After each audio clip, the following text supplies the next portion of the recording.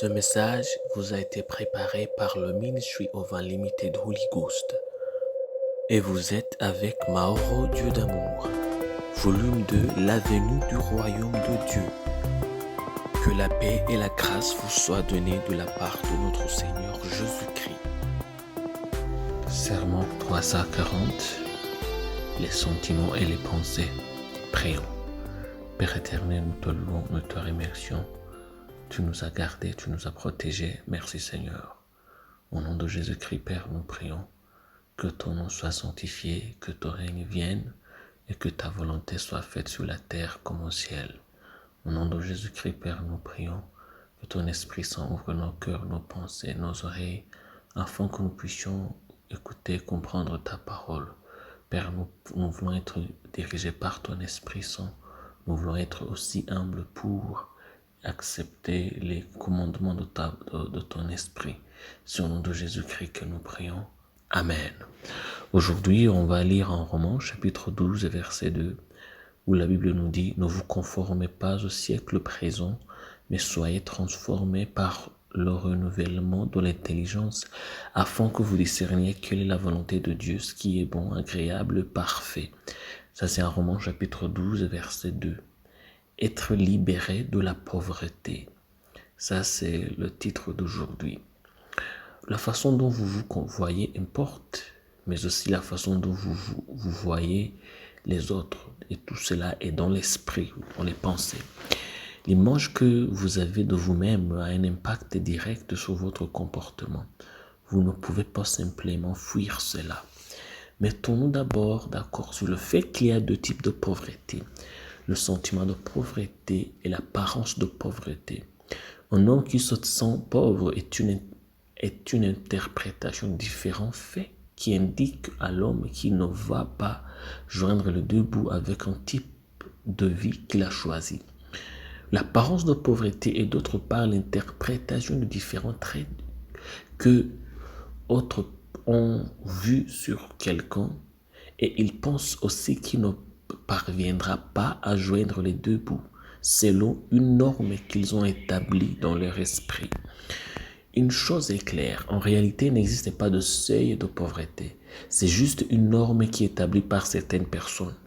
Un homme riche d'un côté du globe peut être pauvre de l'autre et vice-versa. Se définir sur la base des normes établies par un autre homme est en soi une erreur. L'image que vous avez de vous-même a un impact sur votre comportement et contrôle votre état d'esprit et votre style de vie. Votre sentiment de pauvreté affecte votre comportement et votre mode de pensée, bien que le contraire de riche soit pauvre. Le contraire de pauvreté n'est pas nécessairement richesse. Il peut aussi être contentement et être satisfait. Je répète ici, bien que le contraire de riche soit pauvre, le contraire de pauvre n'est pas nécessairement riche. Il peut aussi être content ou être satisfait. Si vous avez l'air pauvre, votre pauvreté n'affectera pas votre comportement ou votre esprit. Si vous êtes content, si vous êtes satisfait de tout ce que vous avez. Mais aussi, si vous êtes riche physiquement, mais que vous n'êtes pas satisfait de ce que vous avez, vous serez toujours pauvre dans votre esprit. Et cette image de pauvreté que vous avez de vous-même vous fera mal se comporter. Et c'est ça qu'on appelle l'avidité. En Marc chapitre 12, versets 41 à 44, la Bible nous dit « Jésus s'étant assis vis-à-vis du trône, regardez comment la foule y mettait de l'argent. Plusieurs riches mettaient beaucoup.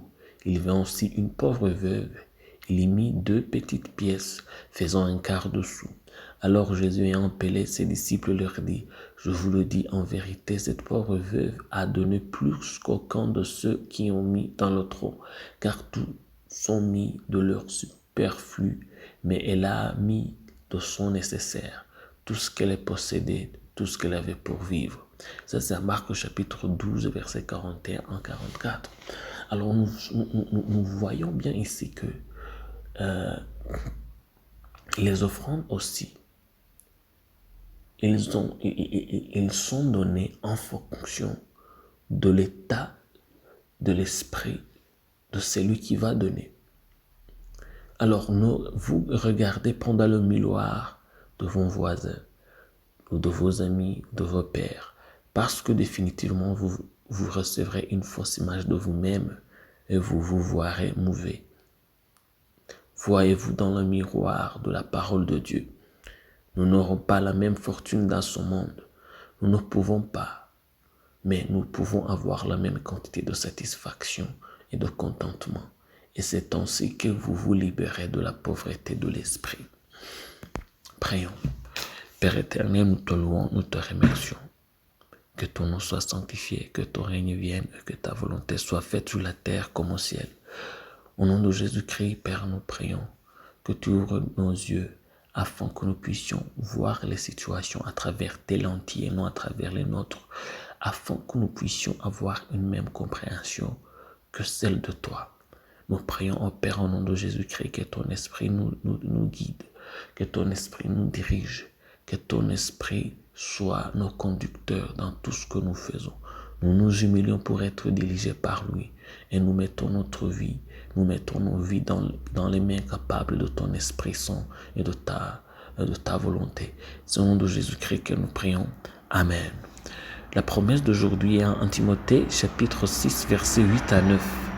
La Bible nous dit, si donc nous avons la nourriture et le vêtement, cela nous suffira.